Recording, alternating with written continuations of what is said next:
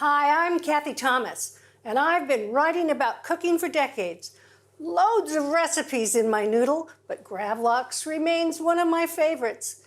It's a Swedish-style cured salmon made by coating a salmon fillet with a salt, sugar, fresh dill rub, refrigerated and weighted. It firms as the seasoning draws moisture out of the flesh, concentrating sweetness. Start by making the rub. It's very easy. Sugar, 1 cup, a half a cup of kosher salt, and some white peppercorns. Let's give them a good cracking.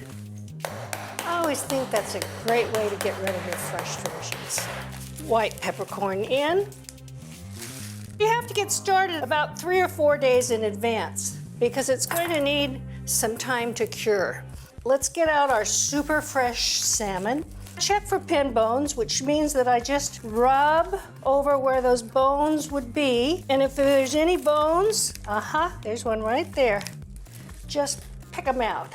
Start by putting that rub on the top, and rubbing it in, and then turning it over and doing the skin side.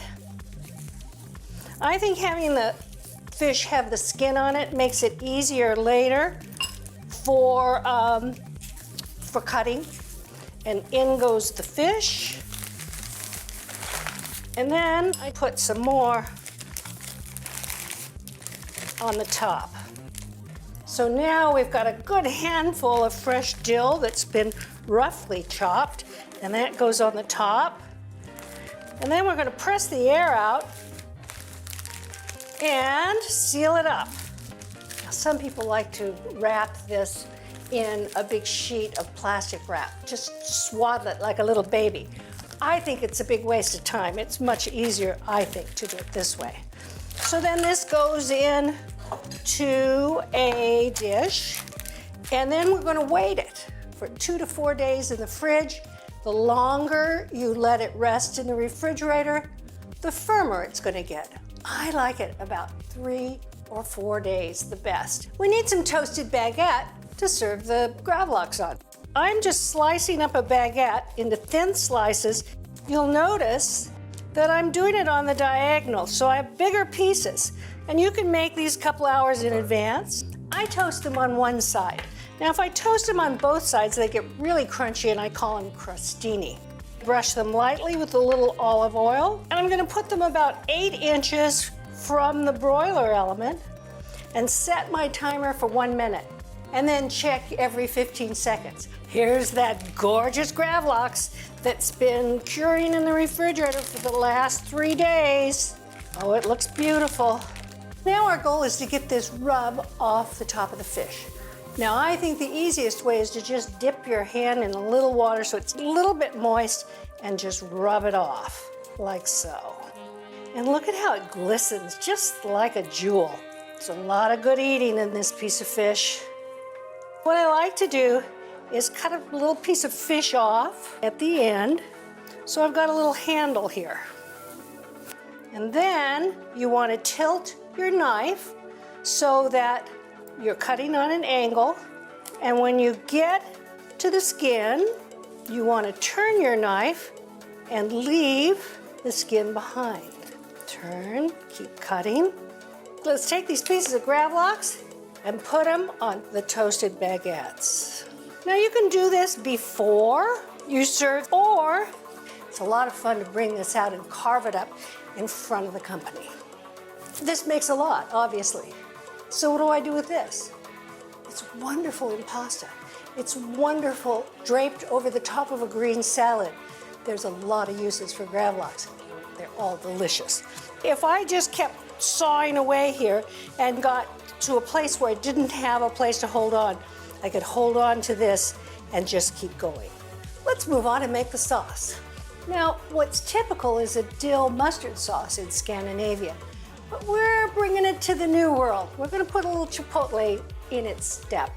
So we want a cup of sour cream in the food processor, And then a couple of chipotles. Now these are right out of the can, and they're in that beautiful adobo sauce.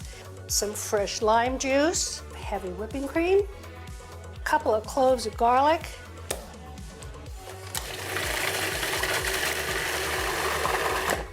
Okay, it's there. If you have any leftover, it's wonderful on grilled chicken or grilled fish. It's just delicious. Okie dokie. Have a look at that. Now, how about some chives? Just finish it off with a little greenery. Gravlax on toasted baguette with some chipotle sauce, garnished with some fresh chives. Here's a quick tip from Melissa's. I love red flesh fruits and vegetables. Red ×3 salad showcases 3 of my favorites: blood oranges, red beets, and pomegranate seeds. Let's get started. I've got a blood orange right here, and I'm going to use my handy dandy microplane to take off the zest of one blood orange. I was told once by a fruit expert that the redder the zest is, the redder the flesh inside will be. I want about 1/4 cup of sherry vinegar, and I want to put in my salt and give it a little whisk to dissolve that salt. About 1/2 cup of extra virgin olive oil. Now we want to cut off the blossom end and the stem end of the blood orange. Look at that. Oh, that's gorgeous. And then stand it up, and using your knife to follow the contour of the skin, go around and just cut it off. And then cut it into slices. Look at how beautiful that is. And you know, there's something about blood orange that when you put it with the earthiness of beets, you've really got something wonderful. Now I'm going to save this end because look at how much flesh is in there. There's lots of juice there. I'm going to use that in a little while. Our beets. Yes, you can do them from scratch, but why?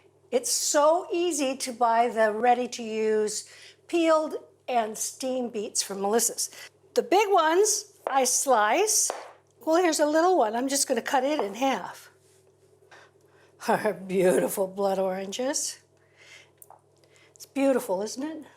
Now the beets.